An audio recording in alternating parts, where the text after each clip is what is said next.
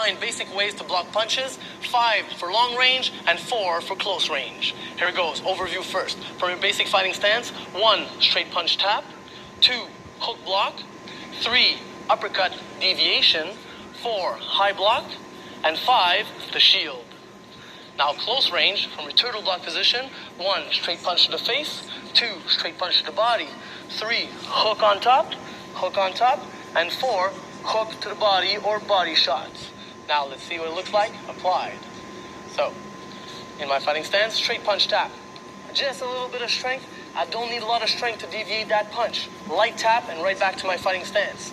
Next, hook block. I'm gonna block on the outside. Over here, nice and far, 90-degree angle with my elbow to stop the punch in its tracks. And number 3, uppercut deviation. I'm gonna use my hips and go to the side to deviate the punch so it misses my chin. That could also work for body shots. I'm going to use the same motion to deviate the punch so it misses my plexus. And number 4, high block. Use it for an overhand. There we go. I block nice and high. Could work for a hammer fist as well. Same technique. And it could also work for a drop kick, like so. And the last one is the shield. That I can use to block straight punches, another variation. Now, close range for my turtle block position. This is the last resort when you're back against the wall and you have nowhere to go. You want to at least protect your chin and your nose. So right here, hands right underneath the cheekbones, chin down, looking in front. I'm going to bring my arms up right above my eyes to block a straight punch to the face. Just enough space so I can see between the punches coming. Like so. Absorb a little bit, move back with the punches to roll with it. Now the body, same thing. I'm going to keep my arms right here, hands underneath the cheekbone, crunch down, elbows together, and absorb body shots. Now answer the phone for hooks coming to the face. I'm going to bring my arm over here. Forearm against the ear. Elbow against the chin. I'm going to here and roll with the punch like this. All right, let me see if I can find one more. That's my phone. Okay.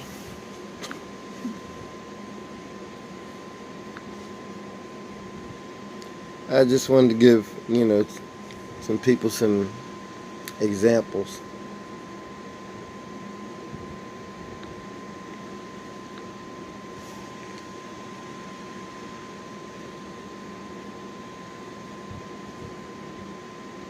Just a couple of examples. Let's go.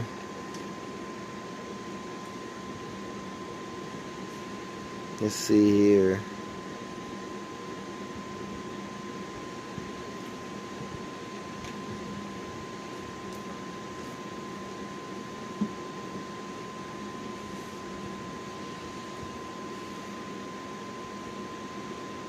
Oh, these are open hand block strikes.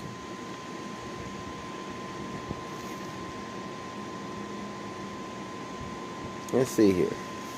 It's amazing. This one. They can probably Just repair randomly. your hand, but they can't bring you back to life. What are Don't the know what he's advantages gonna do. of punching? Number 1, it's instinctive. What happened to Ralph? As soon as he got into a fight, he closed his fist and punched the guy. This was instinctive. It's instinctive for people who've never trained before to make punches. They might be punching badly, but they're going to be making a fist and they're going to be punching. This is an instinctive way to hit. The human animal is wired for this. Secondly, the fist has got a lot more stopping power than the empty hand. Yes, I know Pancrase used to use empty hands. Yes, I know Bas Rutten developed a way where hitting with the bones here was a pretty good approximation of hitting someone. Yes, I know slaps can hurt. And yes, I agree that slaps are useful, especially for finding a range or setting up, say, a takedown or setting up other strikes. There were lots of MMA fighters back in the day who would kind of paw with the empty hand, and then when they saw a target, they would launch the knockout punch there. Empty hands have their place, but if you really want stopping power, you're going to go with a closed fist. If you take a look at this fist here, you can see where those knuckles have been broken a couple of times. Guess what? I still have hand function. So this also brings up the question of, should you do knuckle conditioning? Should you be punching a makiwara? Should you be punching a heavy bag with your empty hands?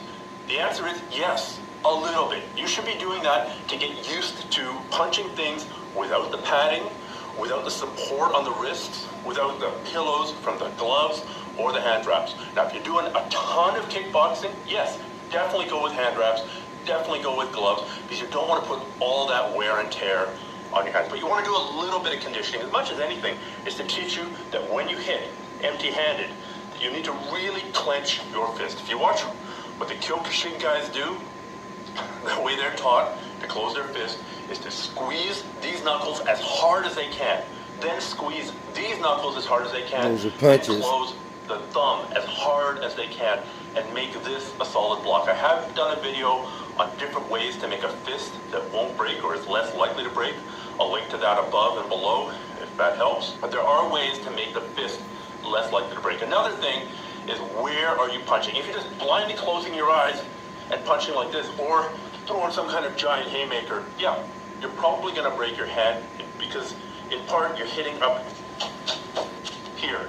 This is a pretty hard part of the body. In fact, if you're punching me and I can't block, it's not a great solution, but it's a hell of a lot better than nothing to just drop my head and let you hit my forehead, which is relatively hard, as opposed to letting you hit One more. We'll do one more.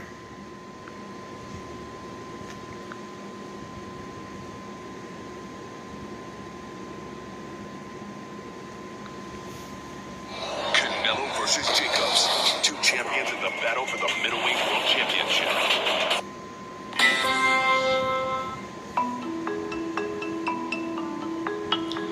There are many open hand blocks, but the most basic one in Shotokan Karate is the knife hand block, or sword hand block is the literal translation of shito. Shito-uke.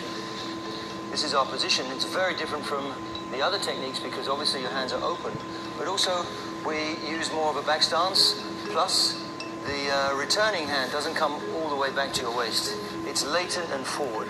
So there are many things that are different about this technique, but not just the positioning, but also your emphasis. Because your fist is not closed, there's not the hardness that you get with the other blocks. There's a lightness of touch, and so it's more about timing and positioning.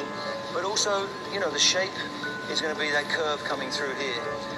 When you prep, the possibility to block with this hand, so you're parrying constantly. You may be parrying here, you may be parrying something coming around here. So there's many more things going on, so that's why your hands are open. Here's the basic technique. Some people start from here. Now, as I said earlier on in my earlier videos, it depends on the technique, the angling, the person,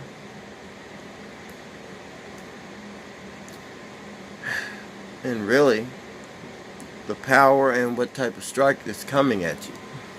Now, closed hand blocks, they're good for, you know, for somebody that's wailing on you, being in close. But do you really want to be in a situation where you're just basically in a corner balled up, or do you want to deflect the punches and go to a different technique? The choice is yours. Do what you choose.